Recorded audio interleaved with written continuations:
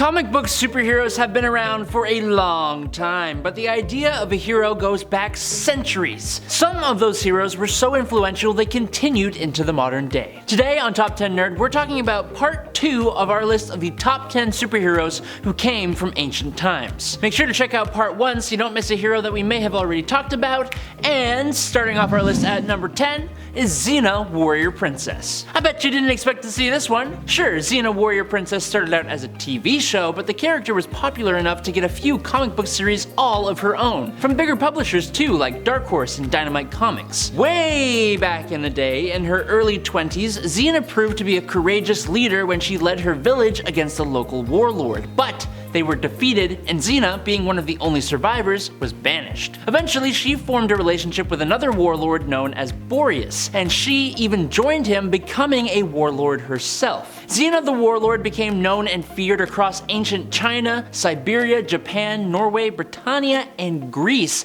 as a very capable warlord, earning her the name Warrior Princess, but also the name Destroyer of Nations. Luckily, this destroyer changed her ways and instead became a protector of the innocent, traveling with her companions all across the ancient world. Number 9. Hippolyta. This queen's history begins thousands of years ago. Around 1300 BC, the Greek pantheon held a meeting convened by the goddesses. They were discussing the creation of a race of humans that would champion their ideals. Now, the male gods, including Zeus and Ares, did not seem too interested, and Hera did not wish to go against her husband, so it was left to the other 5 primary Greek goddesses. They decided to travel into the underworld, where they came upon the Well of Souls, where the souls of all the women who were taken out by man's hatred were gathered. The goddesses took these souls and went and dropped them into a lake in Greece. The souls mixed with the clay and the stone of the lake bed to form the Amazons, and the first one to emerge from the waters was Hippolyta. The goddesses appointed Hippolyta to be queen, and they decreed that the Amazons were to spread the message of peace, tolerance, and equality by being super dope warriors. Yes, Wonder Woman is also pretty ancient too, but Mama came first, so here we are. Number 8. Black Adam. Okay, so there are 2 different main origin stories for Black Adam. In the pre-New 52 era of DC, circa 1200 BC, the wizard Shazam became a high priest to the pharaoh Ramses II of Egypt. This is where he met the young prince Teth Adam of Kahndaq. Teth Adam was Ramses' son. Teth Adam impressed the wizard with his fairness and decency, and boom, he was granted the power. But in the more recent continuity, Teth Adam was born in Egypt in the 26th century BCE along the banks of the Nile as part of the Kahndaqi tribe, and it didn't take too long for him to be forced into a life of unwilling servitude. His entire family lost their lives except for his nephew Ammon. Ammon would save Teth Adam's life, which got him the recognition of the wizard Shazam, who turned Ammon into his champion. Ammon shared this power with his uncle Teth Adam, but not seeing eye to eye on how to use the power, Black Adam took his own nephew off the board and stole his power. This was way before he was either banished, stuck in a scarab, or locked away in a tomb, depending on which era you want to talk about. Also, for the trolls out there, I know Adam is primarily a villain, but he has also been a hero, even joining the Justice Society and the Justice League, so get off my back. Number 7. XO Manowar. In the world of Valiant Comics' XO Manowar, a long time ago, aka 402 AD, a barbarian tribe known as the Visigoths were battling the Romans for territory in Italy. One of these barbarians was Eric of Dacia, a warrior of the Visigoths and the nephew of the king. After the Romans sneakily captured the barbarians' women and children, Eric gathered together a group of warriors and went off to attack the Romans at night. On their way to the Roman stronghold though, the Visigoths came across strangely dressed warriors who turned out to be an alien species known as the Vine. Using their advanced weapons, the Vine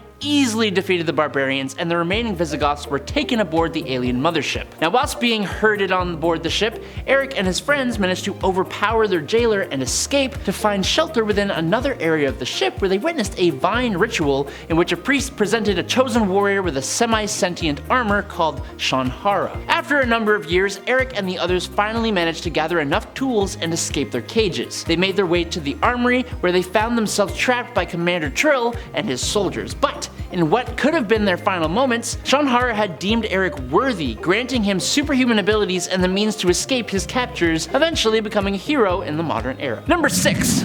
Valkyrie. There have been a few people to take up the role of Valkyrie, but the first was Brunhilde. Back in the day, Odin realized that he needed to give man a paradise to live in after passing on.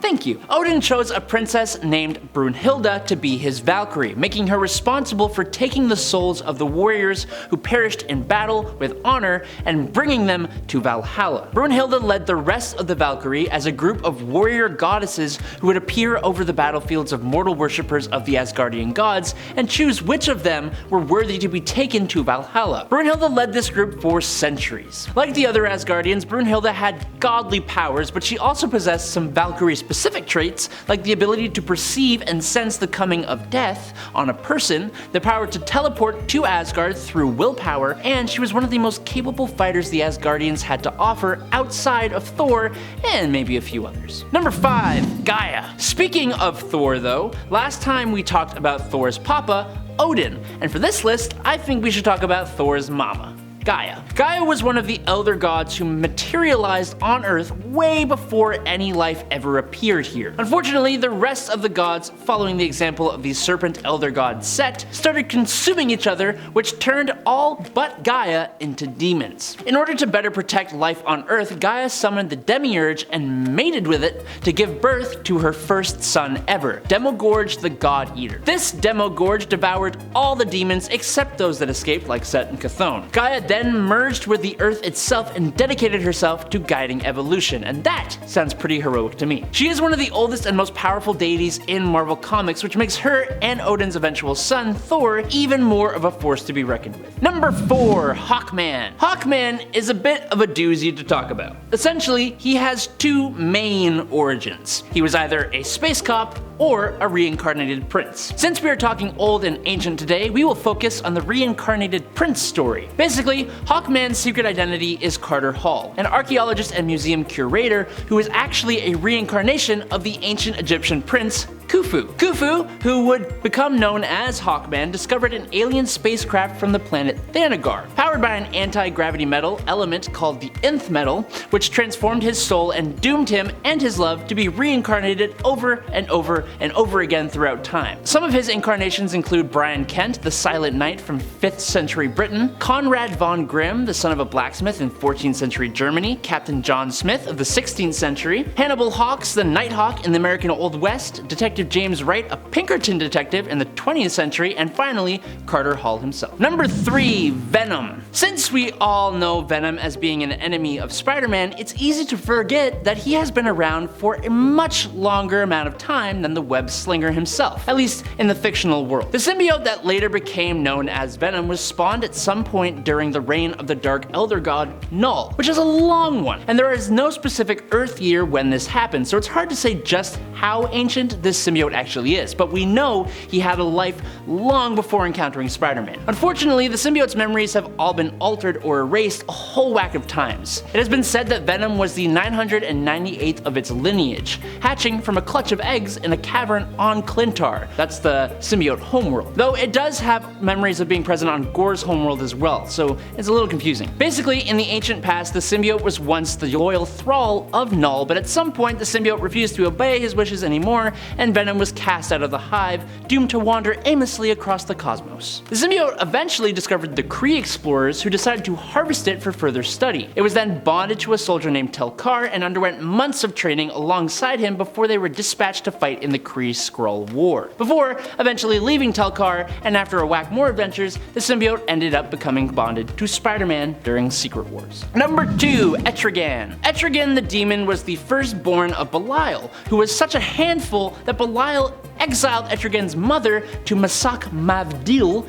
and told his son that his antics drove her away. That's a bad dad. I don't think this is the son's fault. His antics, that we just talked about, ended up even driving Belial out of hell for several decades, returning with another son born of a mortal witch named Merlin. Etrigan was originally summoned to Earth to serve Merlin in a desperate final attempt to protect Camelot from the evil witch Morgane Le Fay. Merlin bound the demon to a mortal man named Jason, and while Merlin went into hiding to rest. These two lived a very long and brutal life through history. Basically, how it would go is that Etrigan incited war and strife, and in return, Jason gained wealth and status. Not a horrible idea, but despite sharing the same body, the demon and his host are usually at odds with each other, and Jason retains a lot of guilt based on Etrigan's actions, which I think played a part in him being a bit more heroic, or as heroic as a demon can be. But finally, in at number 1, it's Thor. Being the son of Odin the Allfather, who appeared in part 1, and Gaea, an elder god who appeared on this list, Thor is incredibly old, approximately 4,000 years, although